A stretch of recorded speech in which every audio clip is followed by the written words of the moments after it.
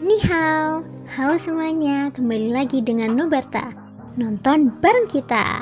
Makasih ya udah setia menunggu updatean dari Nubarta. Semoga kalian masih akan tetap setia bersama Nubarta sampai akhir ya. Nah, kalau gitu nggak perlu lama lagi. Yuk langsung aja kita siapkan diri dan hati kita ke episode berikutnya. Selamat mendengarkan.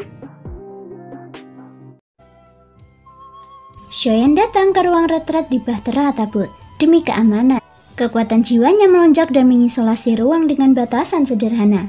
Kemudian, dengan lambaian lengan jubahnya, dia melemparkan tahanan roh yang seukuran telapak tangan di depannya. Tahanan roh membuka matanya dan menatap Shoyan dengan bingung. Ada apa?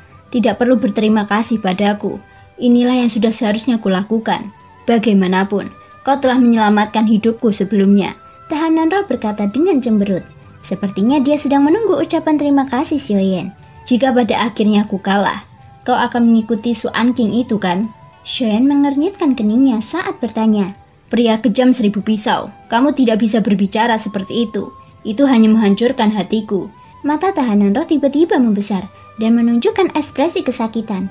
Lantas, mengapa kamu menjebakku? Kamu tahu aku tidak bisa memblokirnya.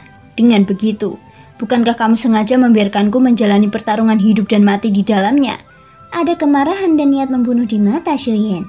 Melihat Shoyan marah, tahanan roh tiba-tiba melembut dan memperlihatkan ekspresi sedih. Tidak apa-apa kamu tidak mau berterima kasih, tetapi kamu malah menyalahkanku. Kamu bahkan menuduhku punya motif tersembunyi.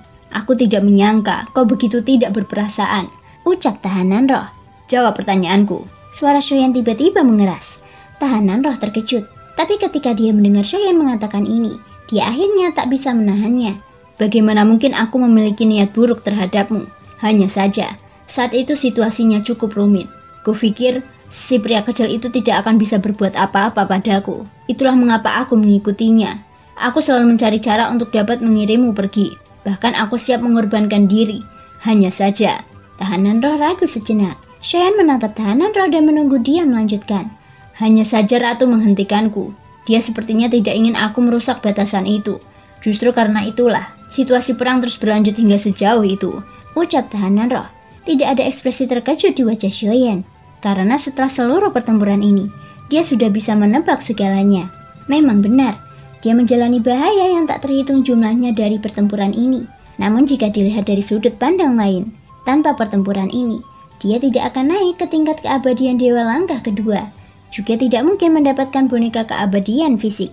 Yang terpenting adalah, dia bahkan menangkap pecahan jiwa Lord Su dan mengalahkan semua Taishu yang ada di Senshi. Dia yakin bahwa semua ini sudah diatur oleh sang ratu.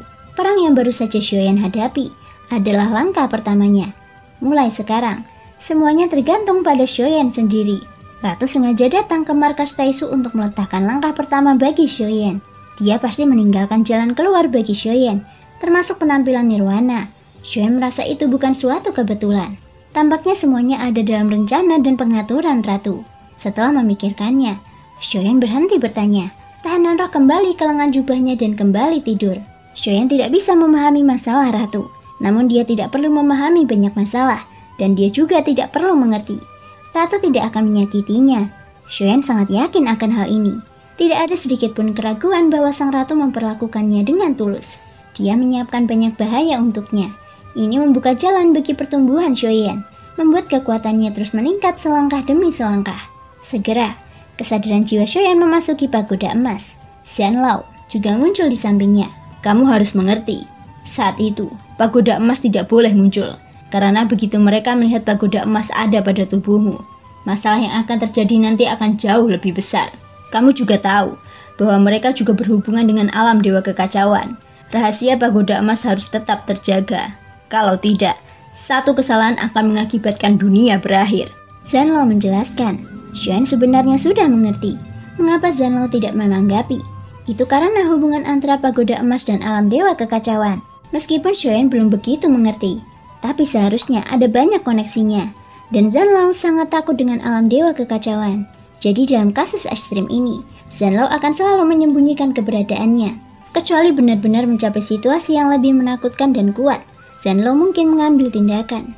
Kalau tidak, dia tidak akan peduli dengan hidup dan mati Shoyan. Jadi begitu. Shoyan tidak memiliki argumen apapun dengan Xianlao. Dia masih penuh rasa hormat untuk Zenlou, menggenggam tinjunya dan dengan kuat menangkupkan tangannya. Zenlou menganggukkan kepalanya. Xuan telah tumbuh dewasa sekarang. Ia tidak lagi sebodoh dulu saat ia menjadi Dewa Do. Dengan berlalunya waktu dan semua hal-hal yang terjadi, dia secara bertahap dapat melihatnya sendiri. Jadi tidak perlu bagi Zenlou untuk menjelaskannya. Segera setelah itu, Xuan tiba di lantai 12 ruang Lingsu Pagoda Emas. Tepat ketika dia baru saja masuk ke sini, sebuah tinju tiba-tiba saja bersiul di depannya. Jika itu di dunia luar, serangan ini mungkin sangat berbahaya. Namun di dalam ruang Lingsu, dia memiliki kendali penuh. Hanya dengan pikirannya, sebuah penghalang terbentuk di depannya dan tinju itu berhenti tepat di depannya. Jaraknya kurang dari setengah telapak tangan. Pemilik tinju di depannya tak lain adalah boneka keabadian fisik di tingkat setengah langkah kuno. Dia jelas keluar dari perut Hamadara raksasa. Dengan kemampuan Hamadara raksasa saat ini, memang tidak ada cara untuk menjebaknya. Ini sepenuhnya sesuai harapan Shoyen. Shoyen menatap boneka keabadian fisik yang tidak bisa bergerak di depannya. Jika aku bisa mengambil alih boneka ini, itu berarti aku memiliki 2 klon keabadian fisik. Yang terpenting adalah, kekuatannya telah mencapai kekuatan kuno setengah langkah.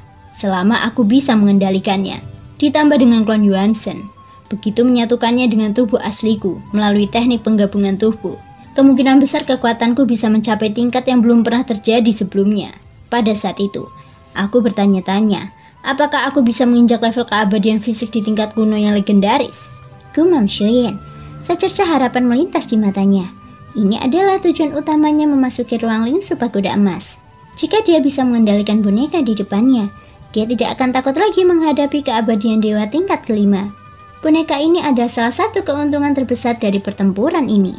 Shen segera menekan kegembiraan di hatinya. Dia terlalu senang sehingga lupa bahwa masalah mengendalikannya mungkin tidak sesederhana yang dipikirkan. Dengan penyelidikan kekuatan jiwa Shoyen, dia bisa merasakan bahwa boneka di depannya dipenuhi aura kematian. Aku tidak tahu apakah aku masih bisa mengambil alih, gumam Shoyen sambil menatap boneka di depannya. Ruang Lingsu sedang dalam kekacauan, tapi setelah menghentikan kehancuran, tidak butuh waktu lama untuk pulih.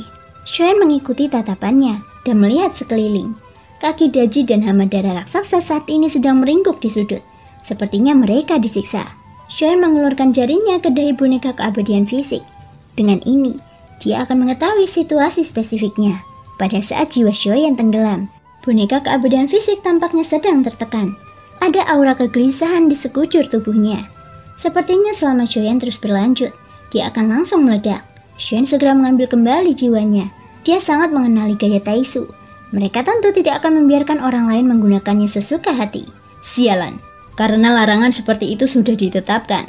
Satu-satunya hal yang perlu dilakukan adalah membiarkan tahanan roh melihatnya, ucap Shoyen. Ada keadaan statis yang kompleks di dalam boneka keabadian fisik. Itulah sebabnya aura di dalam batasan itu menjadi gelisah. Memaksa masuk hanya akan menyebabkan kehancuran dirinya sendiri. Tahanan roh kemudian datang ke ruang Lingsu. Dia terkejut saat melihat ruang yang tampak familiar ini. Shoyen segera menyadari kelemahan tahanan roh saat melihat tatapan ketakutan di matanya. Hapus segel pembatas dalam tubuhnya. Jika tidak, tetaplah tinggal di sini, ucap Shoyen. Sialan, jangan pergi terlalu jauh. Kami adalah teman baik. Aku bukan budakmu. Shoyen hendak pergi setelah mendengar ini. Namun tahanan roh segera memanggilnya. Aku tidak bilang aku tidak mau.